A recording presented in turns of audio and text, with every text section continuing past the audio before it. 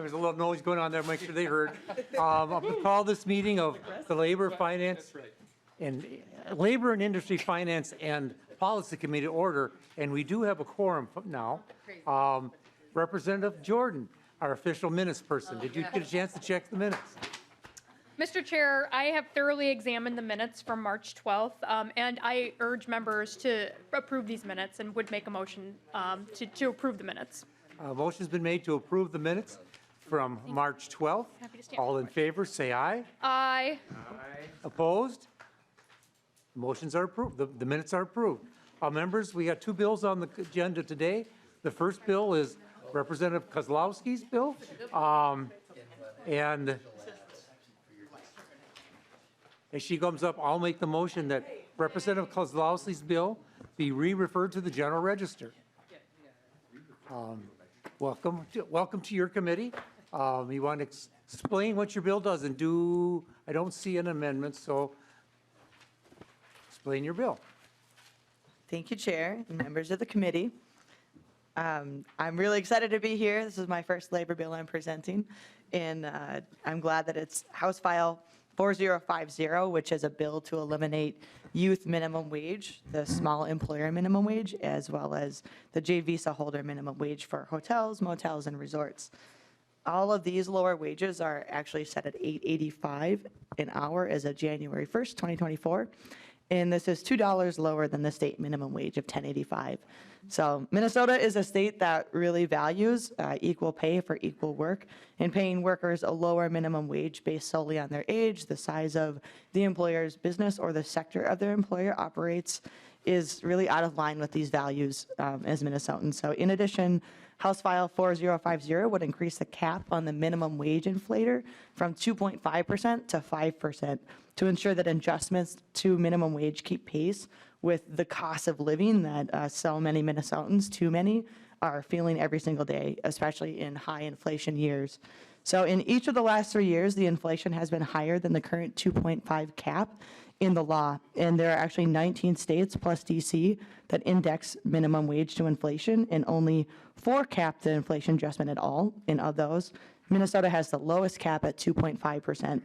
So a 5% cap would really put Minnesota on the high end of states that use the cap, while also erring on the side of caution and allowing more reasonable increases to the minimum wage in high inflation years.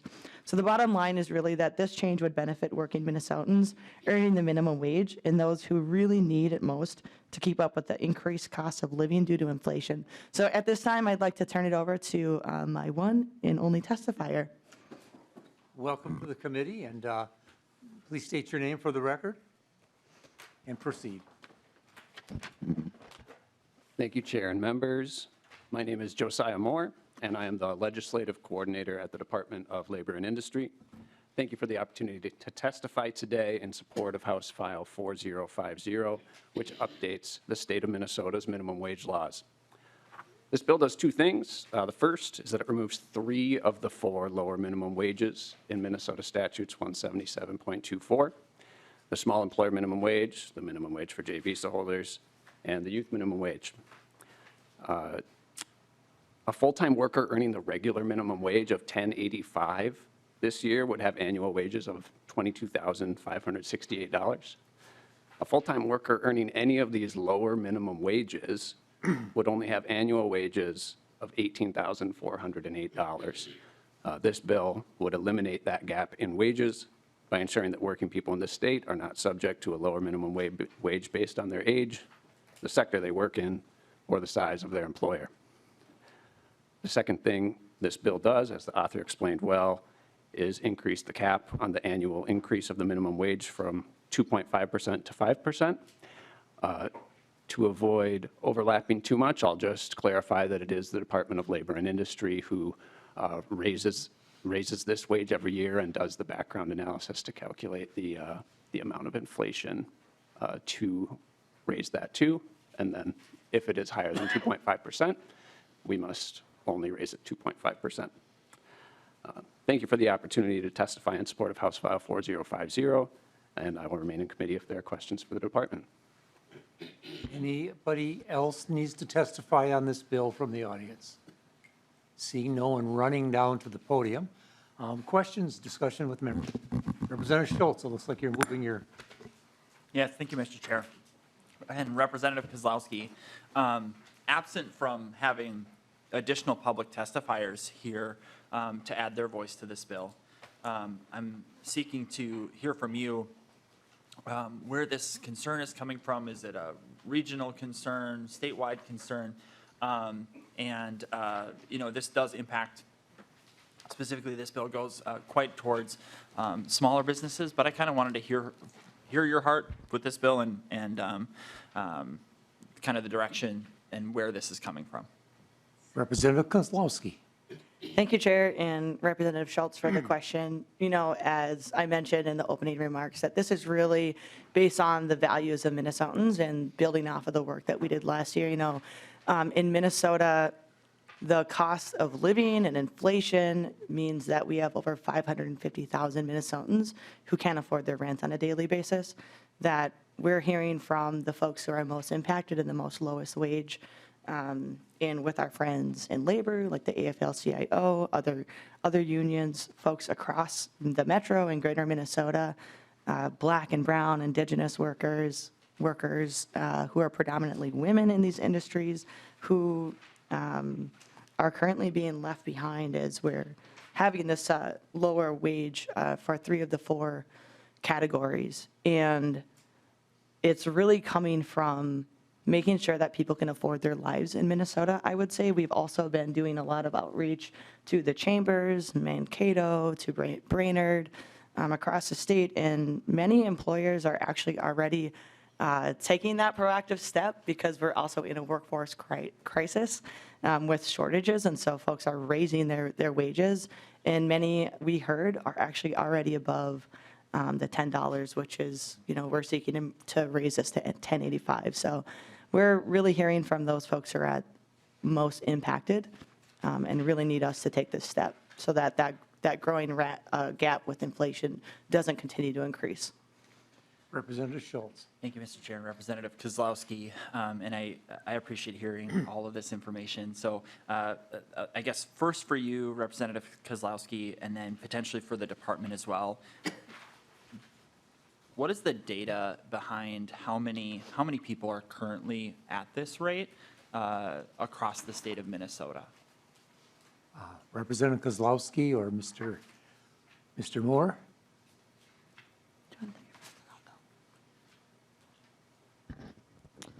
Thank you, Chair, and Representative Schultz for the question.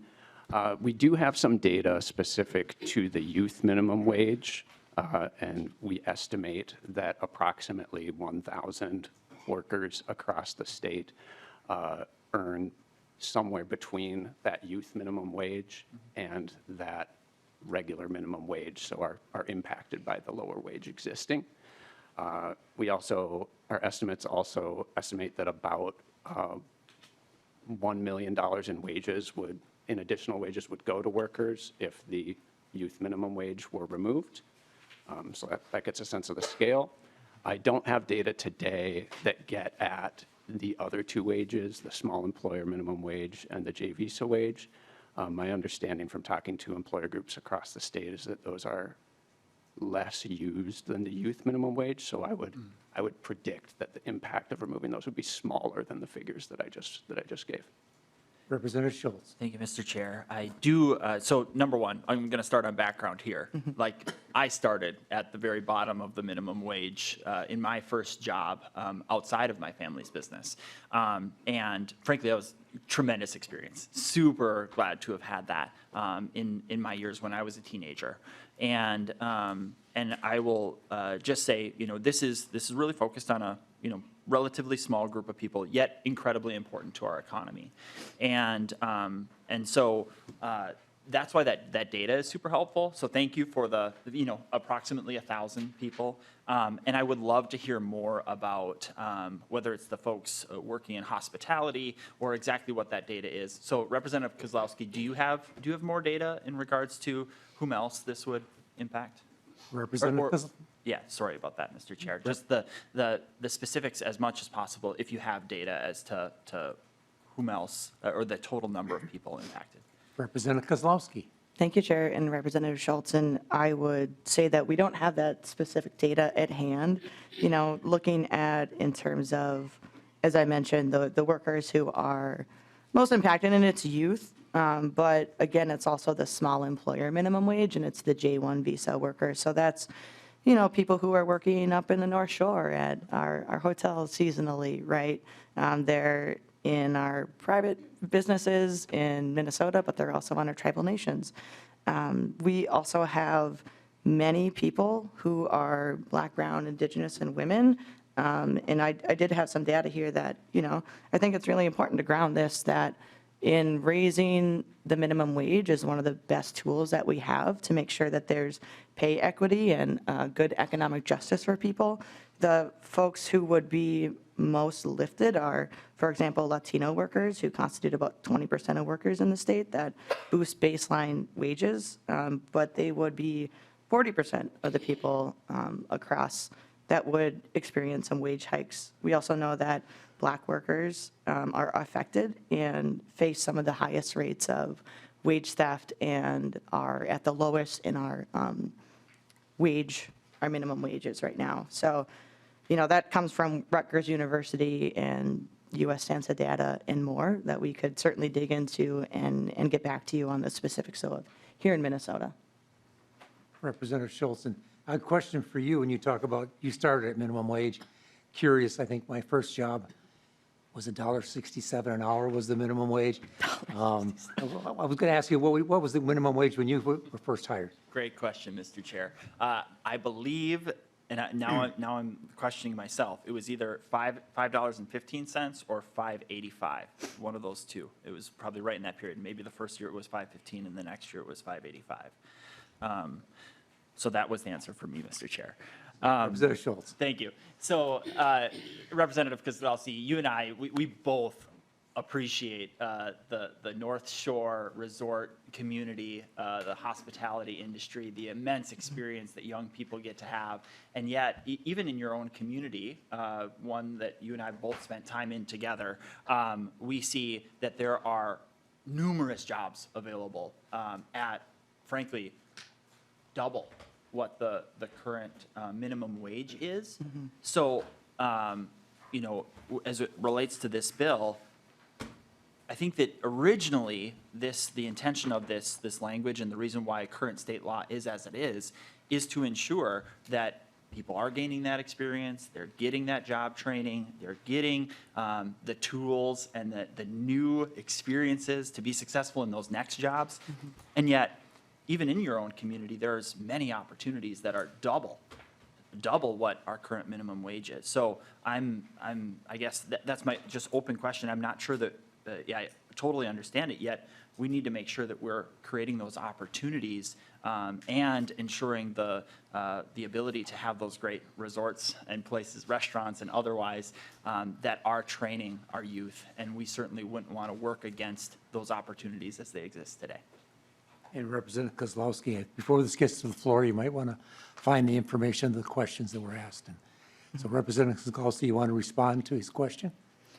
Sure, yeah, thank you, Chair Hansen, or not Hansen, Nelson, and Representative Schultz. We did talk with Hospitality Minnesota. As I mentioned, we engaged our business communities, and you're right that for a smaller amount of people who would be impacted by raising the minimum wage and that floor is maybe a small number, but for the people who, for those, estimated 58 cents if they had gotten that 5% inflationary cap versus 2.5, those cents and those pennies make a big, big impact. That right now, if you're going to afford a house in Duluth or in the metro or in greater Minnesota, you have to work 91 hours a week. That is insane, and that is unacceptable in a state where we're saying that we're not going to leave anybody behind. And so whether the number is small or large, we're here to say that we need to make sure that everybody is uplifted and brought into those opportunities. And for many people, that is the job that they continue in. And so it's not just for youth, and that also has downward pressure for adults who are working in those industry. If people are able to just skirt and pay $2 less for a youth worker, instead of paying everybody a meaningful wage, that they can buy groceries and afford their lives and raise their kids and live their fullest potential. Representative Mecklen. Thank you, Mr. Chair. My first minimum wage was like under $2 an hour as well. So these younger fellers didn't experience the brutalness that we did. I think it was like $1.65, to be honest. Representative Kozlowski and/or perhaps the Department of Labor, if you go from 2.5%, and I understand inflation's high now, and perhaps that's what this is about, is trying to offset all this inflation that's been created both on the federal and local levels. But if you do it at 5%, that compounds year over year over year. And in doing so, will it outpace the current affordability for any small businesses? And you mentioned it was 1,000 people that you have the data on, but it also adds about $1 million of revenue, or wage-wise. But do you foresee that if you keep adding 5% over years, especially as inflation begins to come down, which it is cyclical, eventually it should, then you would be outpacing when it's going down? Because I doubt you'd ever go down, would you? Perhaps you can answer that question? Mr. Moore, Thank you, Chair, and thank you, Representative, for the question. The law does not allow DLI to adjust down. It only allows us to adjust up. And Mr. Moore, I think you said in your testimony that you figure out what it is. It's not 5% every year. You figure out what the inflation is, and that's what you adjust it at. The 5% is just a cap. That's correct. The 5% would be the cap. So in a year where there was 6% inflation under this new bill, we would be limited to raising it to 5%. However, there would still be plenty of years. For example, 2019, inflation was only 2%. 2020, it was 1.4. In 2021, it was 0.77%. So in those low inflation years, DLI would still reduce it by whatever the actual amount of inflation was. We wouldn't be allowed to jump up to that 5%. Representative Mecklen. Thank you, Mr. Chair. So a couple of things. My daughter works at a very, very small business, 5-6 employees. I believe they started her at $12 an hour. She could clearly go work at our largest retailer that has a bullseye on it, so not to say any names, and make quite a bit more money, but she really likes this small company. But when she started, she had no work experience whatsoever. If they had to pay that much more, which they didn't even pay minimum wage, they was level $12 an hour at the time. But why would they not just hire an adult that has work experience, proves that they can show up on time, all those things, rather than give these young people the skills they need to learn as they grow up? And you talk about not being able to pay bills or afford housing and all that. She didn't take this job because she has a mortgage payment or rent payment to make. She has 2 parents that take care of that. But she needed her spending money, and she particularly really likes where she works. So are we not going to adversely affect some of those positions in the effort of, I mean, we're talking about, from the numbers that were given, 1,000 people. And I'm not that I don't think that everybody should make more if they can, but there's at what point will this have a negative impact to either one of them? Mr. Moore, yeah, I'm kind of seeing which one is that. Thank you, Chair, and thank you for the question once again. One thing I would point to is that this bill leaves the training wage in place. The training wage is on, I can point to the line of the bill, that is on 2.23. And this leaves that in place. So there is still something in state law here that allows this lower wage to exist for workers under the age of 20 in the first 90 days of employment.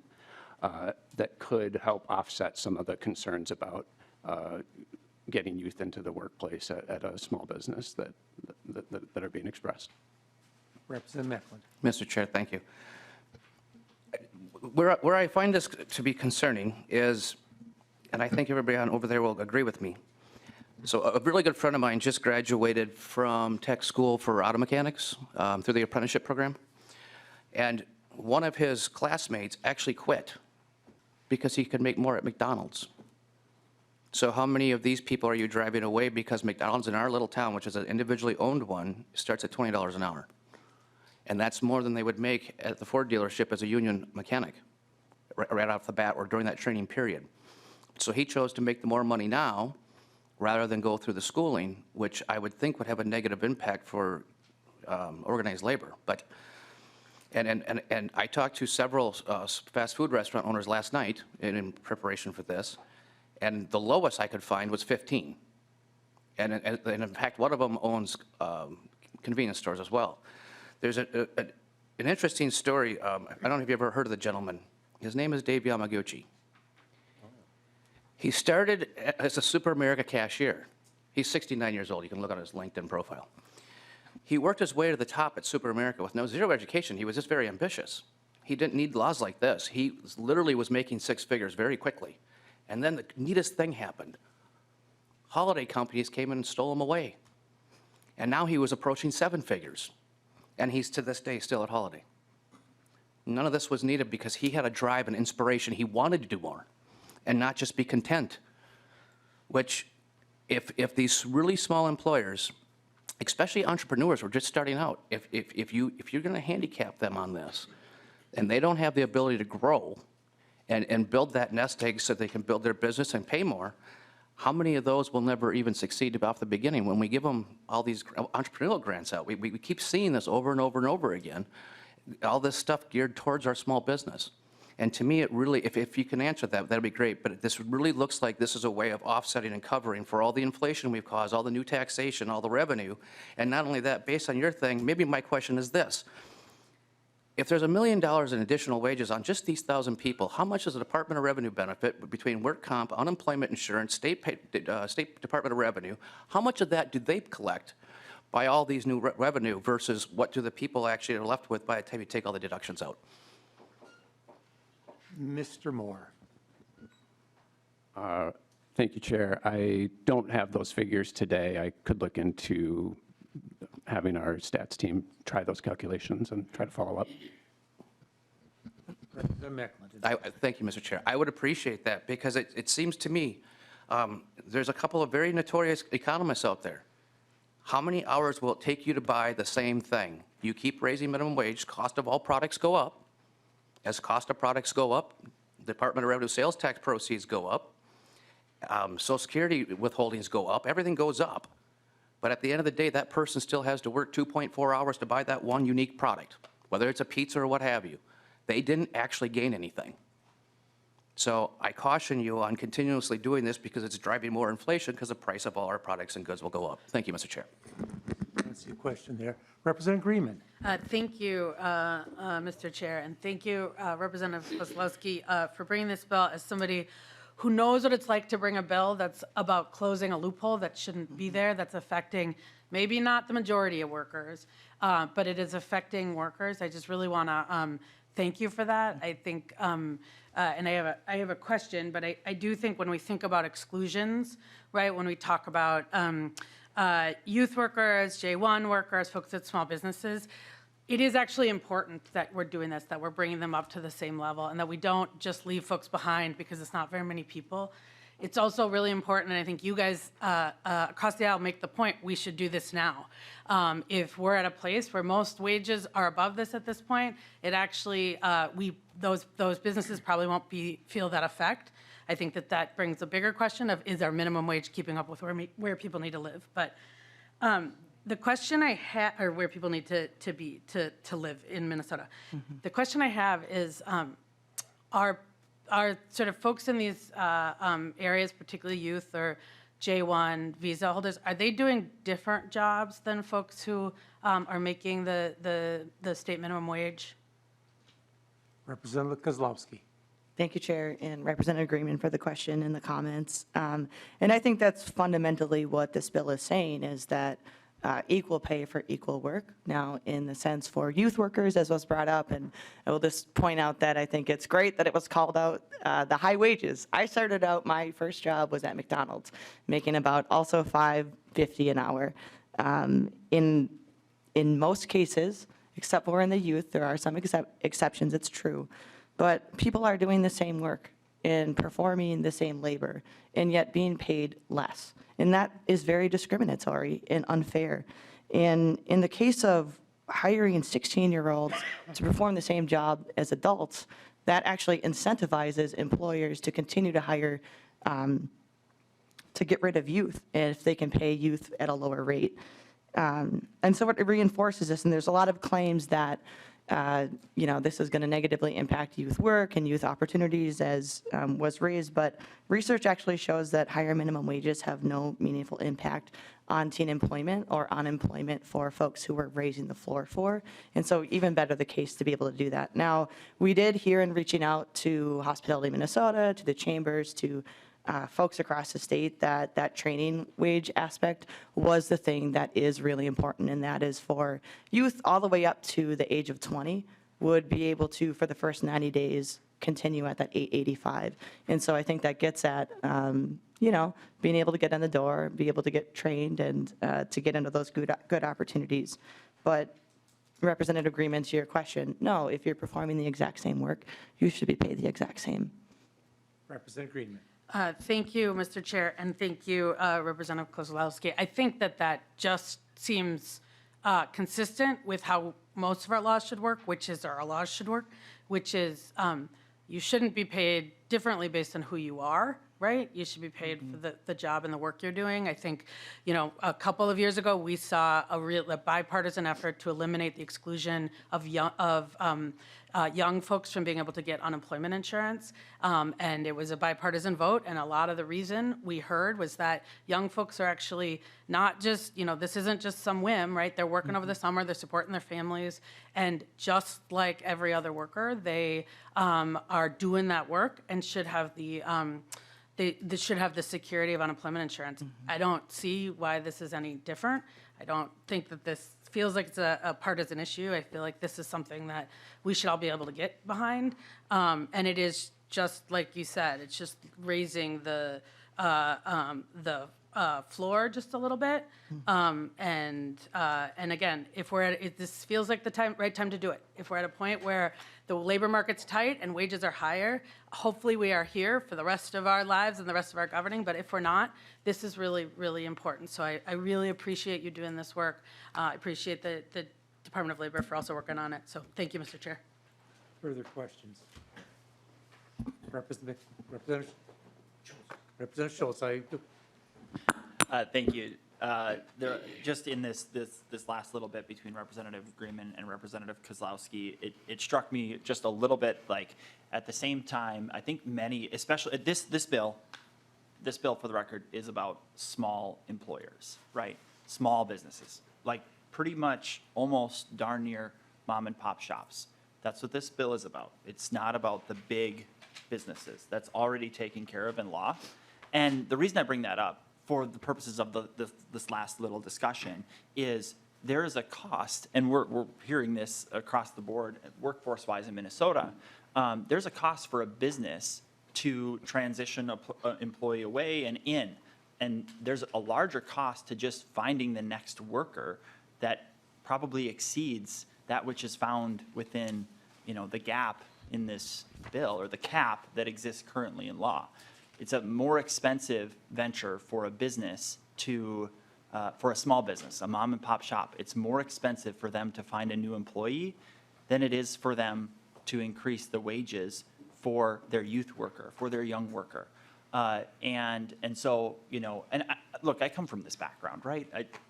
My family business is a mom and pop shop, and we pride ourselves on finding the up-and-comers in the local public school and bringing them in, bringing a little bit of new life experience for them, and then they go off to do really incredible things. One recent example is someone is now probably making close to $100,000 a year working in a clean energy company, of all things, right? In our central Minnesota community.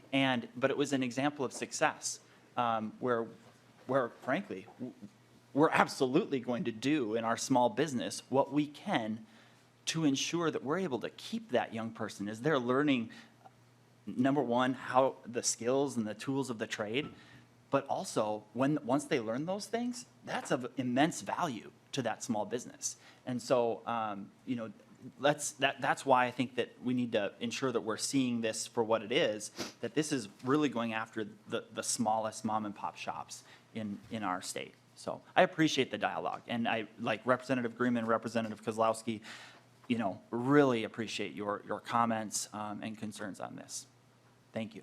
Representative McDonald, did you want to close? Did you have your hand up? I couldn't tell over there. Mr. Chairman, well, my colleagues said it really best, so there's no need to repeat what they have to say.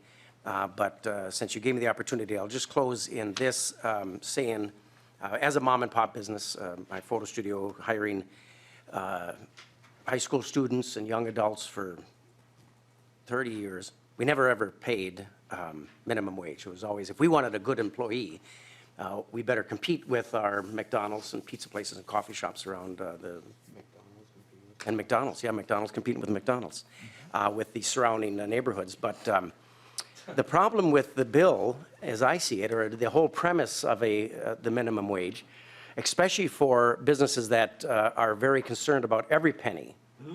So you are leaving people behind when government interferes and increases the minimum wage. The businesses are left behind. The mom and pop businesses aren't able to necessarily hire the quantity of employees perhaps they need, and or they're increasing the prices. So as inflation rises with minimum wage, it's encyclical. So you get a little pennies will increase in your minimum wage, so too dimes and nickels will increase in the cost of the goods. So you'll never get ahead. So it's like a gerbil on the treadmill. As government continues to interfere and mandate and try to put a kink into the free market system, it interferes in it and causes all things to raise the cost. So there's never a level that you can really catch up. For those businesses that are paying minimum wage, I don't know which ones are. I'd like to see that data. I think that'd be important data, and see what kind of folks are entering that field. Usually they're young adults, teenagers starting out. We've done so much greatness in the state of Minnesota to help lift people up by their bootstraps and bring them out of poverty, to increase their education. We're giving free colleges to certain folks that are, what is it, $80,000 and less. We've worked so hard to lift people out of poverty and to increase and improve the quality of their life that it diminishes them in the beginning when they're starting at a lower wage and trying to work their way up to improve their quality of life. The statistics, Representative Kozlowski, just don't show that minimum wage, and especially for small employees, is really necessary because of the free market is already pushing that. Again, I don't know one employee in my Wright County that pays a minimum wage. And if they did, they're probably not having any workers come to their door. So it interferes with it, and with your bill keeping up with inflation, that'll just increase the cost of everything. My wife went to Costco and Trader Joe's yesterday, and when she told me the bill, oh my gosh, prices just keep on going up and up and up and up. It's scary, from toilet paper to pizzas to your beers. At what point do we get out of the way and let the free market take over? But the more government interferes is the increase, the inflation causes the increase of inflation. Not to mention our $33 trillion in debt certainly isn't helping as well with inflation. So I think my colleague said it best as well. The premise, though, Representative Kozlowski, is honorable to help all those folks who are starting out in the job market. But for that reason, I can't support the bill. So with that, no further questions that I can see. I'll renew my motion that House File 4050 be referred to the General Register. All in favor, say aye. Aye. Opposed? No. No. The ayes have it. The bill's on its way. The next bill we have on our agenda is, is Representative Wolgamott's House File 3980. And as he's going up there, again, I'll make the motion that House File 3980 be re-referred to the Judiciary, Finance, and Civil Law Committee.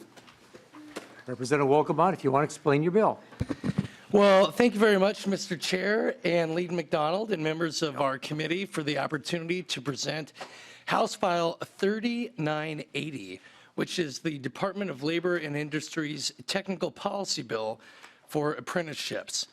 A little bit of background on registered apprenticeships, Mr. Chair and committee members. Registered apprenticeship is a time-tested employee training system that combines job-related classroom instruction with structured on-the-job learning and prepares Minnesota workers to compete in a global economy. As part of a registered apprenticeship program, apprentices are paid a progressive wage schedule for their on-the-job learning and are supervised by a journey worker while on a work site. At the completion of their program, apprentices earn a nationally recognized credential for their specific occupation. Minnesota has over 11,000 active registered apprentices in the state across more than 200 programs. Approximately 90% of these apprentices participate in a program within the building and construction trades. However, Minnesota has seen recent growth in programs outside of this industry, including healthcare, advanced manufacturing, transportation, childcare, and K-12 education. Registered apprenticeship has a long history in the building and construction trades, and this model has led to skilled tradesmen and women who earn good wages and benefits. Because of this success, other industries, including healthcare, advanced manufacturing, transportation, childcare, K-12 education, have begun to realize the benefits of registered apprenticeship. However, some current apprenticeship laws create barriers for these other industries to start a registered apprenticeship program. That's what this bill aims to address. That's why we're bringing forward House File 3980. And with that, Mr. Chair, I have with me a testifier, Aaron Larson, who is the Director for Apprenticeship Minnesota, to provide testimony and answer any questions that you or other members of the committee may have regarding House File 3980. Thank you, Mr. Chair. Welcome to the committee. State your name for the record and proceed with your testimony. Thank you, Mr. Chair. Members of the committee, my name is Erin Larson, and I am the Apprenticeship Director at the Minnesota Department of Labor and Industry. I'm here today to speak in support of House File 3980, the department's apprenticeship policy bill. The bill is a result of extensive engagement with stakeholders, including the Apprenticeship Advisory Board, and would update Minnesota's apprenticeship statutes and allow for broader participation in registered programs. Additionally, this legislation would better align Minnesota's apprenticeship program with federal apprenticeship requirements. Specifically, some of the changes within the proposal include the use of other terms besides journey worker that may be used in industries outside of the building and construction trades. For example, registered apprenticeship programs in childcare and education often refer to their journey workers as mentors. This updated language in Section 3 is directly from the federal apprenticeship regulations and would not impact any journey worker requirements outlined in other statutes for licensed trades.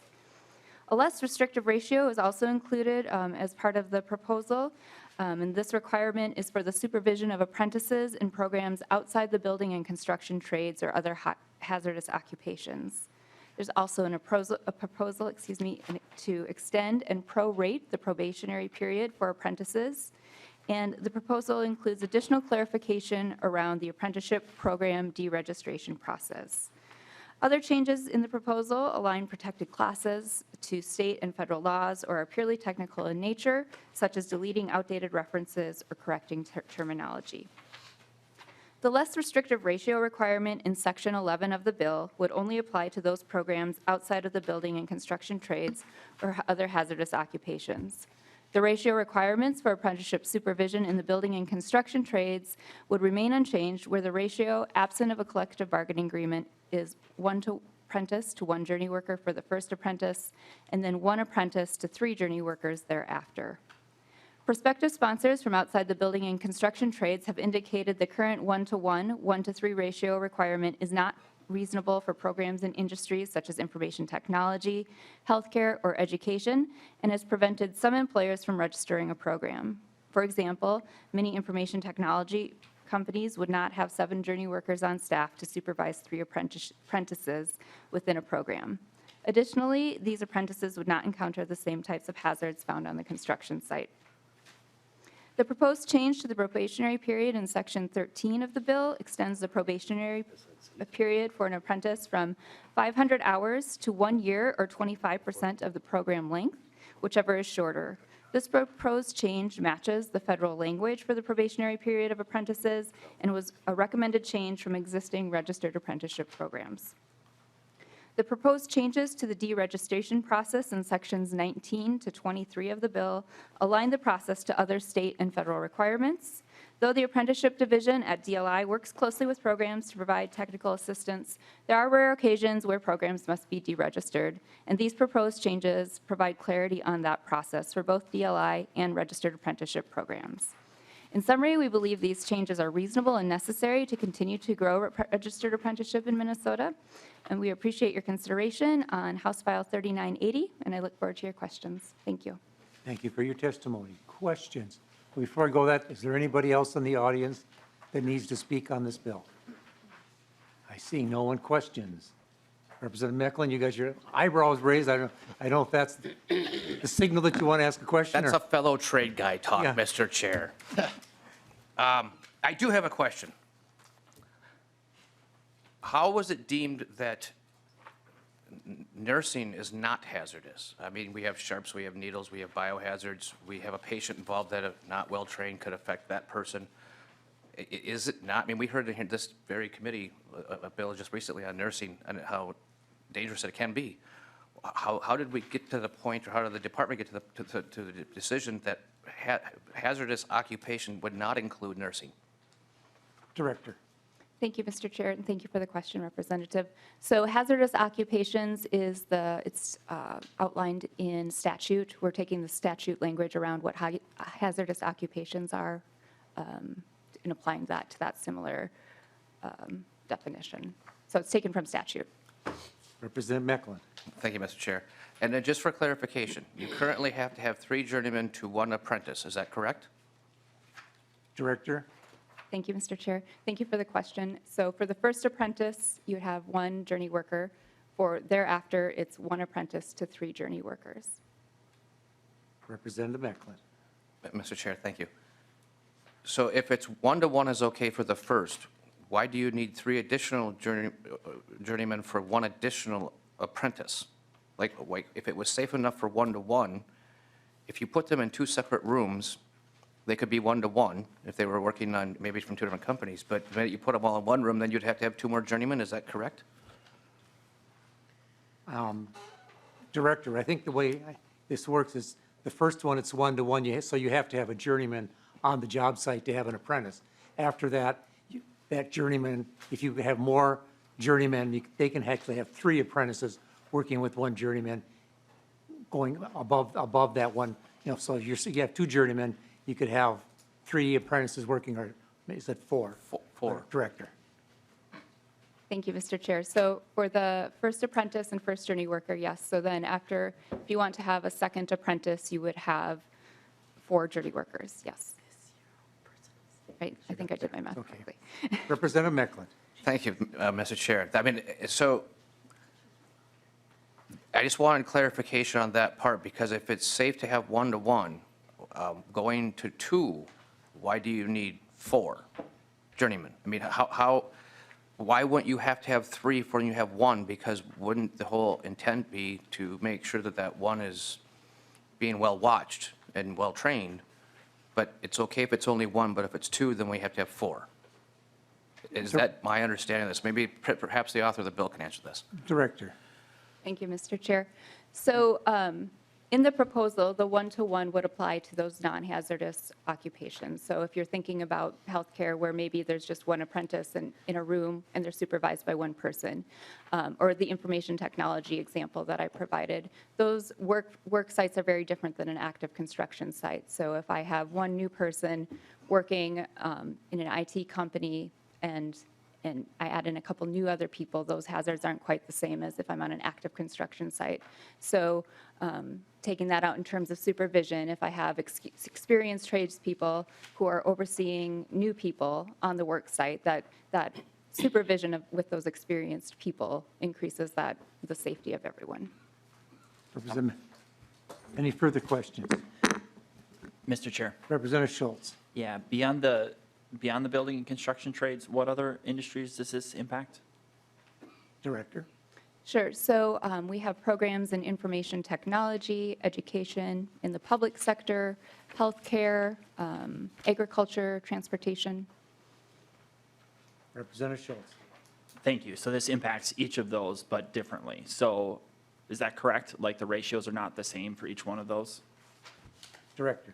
Thank you. Thank you for the question. So For those programs outside of the building and construction trades, they would all start at a 1-to-1 ratio. Representative Schultz? And thank you, Mr. Chair. In law, in those other industries outside of the building and construction trades, do they have any of those specific apprenticeship requirements? Currently? Director? Thank you for the question. So this would be the law for the requirement for those. Okay. So currently, there is Representative Schultz. nothing. Thank you, Mr. Chair. Currently, there's nothing in statute that outlines those specific industries that this bill touches, based upon what you said. Director? So anybody that has, or any entity that has a registered apprenticeship program, regardless of the industry, would be required to meet this 1-to-1, 1-to-3 ratio. So existing programs in transportation, existing programs in information technology currently have that 1-to-1, 1-to-3 ratio. Maybe I'm not understanding the question, I'm sorry. I don't know. Representative Schultz? Thank you, Mr. Chair. I guess a general question, and maybe best for the author of the bill. Are there other states that have adopted this same statute? And a second part to that question would be, have they seen any increased costs to doing business based upon those apprenticeship requirements? Representative Wolgamott, or he was asking you, but Yeah, thank you, Mr. Chair. Thank you for the questions, Representative Schultz. I believe that Director Larson can provide the best insight on this. Director? Thank you.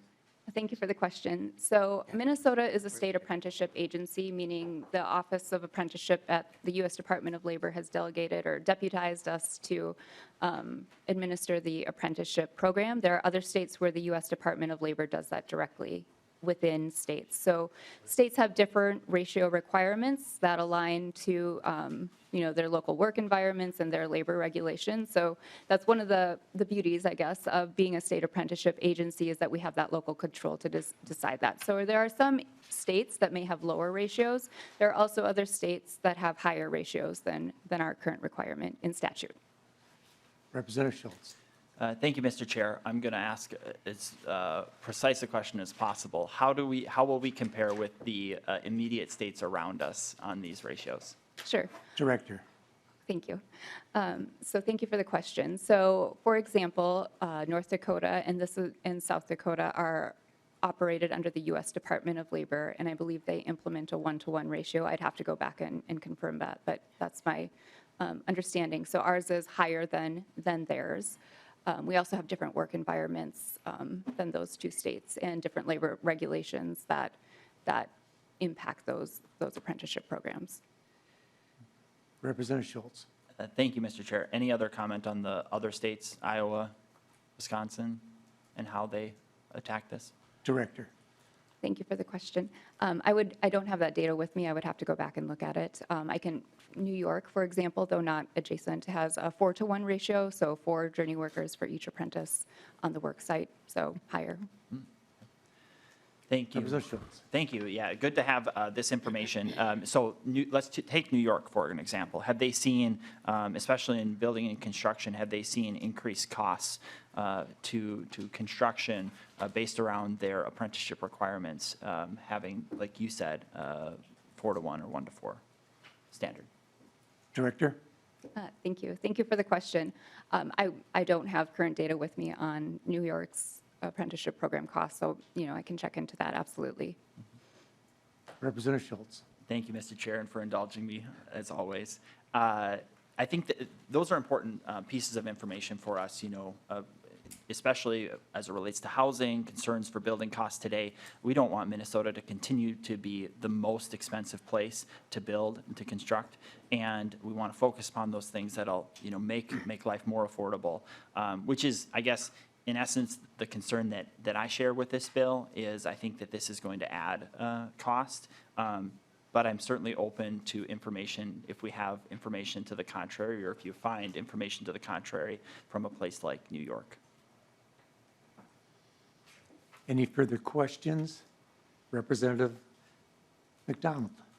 Mr. Chair, just a question, Representative Wolgamott, regarding, it's a quick question too, I believe, 1.18 to 1.21 of the bill, just with those additional requirements, has there been any evidence that anyone was refused an apprenticeship based on our old law.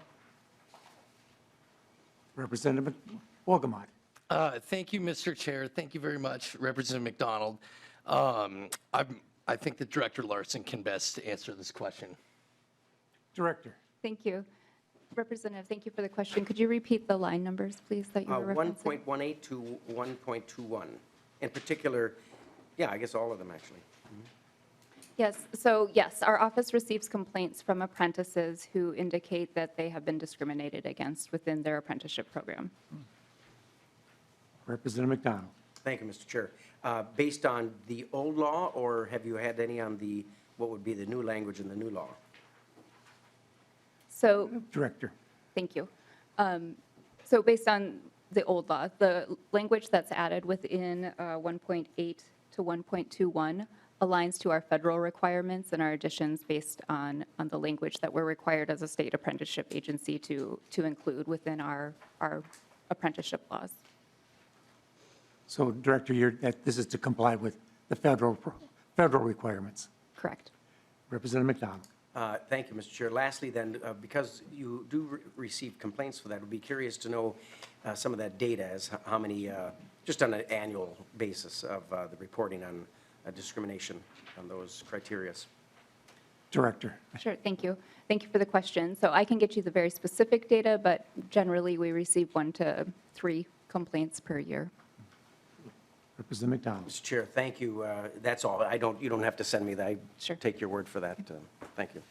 It would be helpful to send it to Representative Wolgamott so that when he gets, if he gets these questions, when this is on the floor, he can answer them.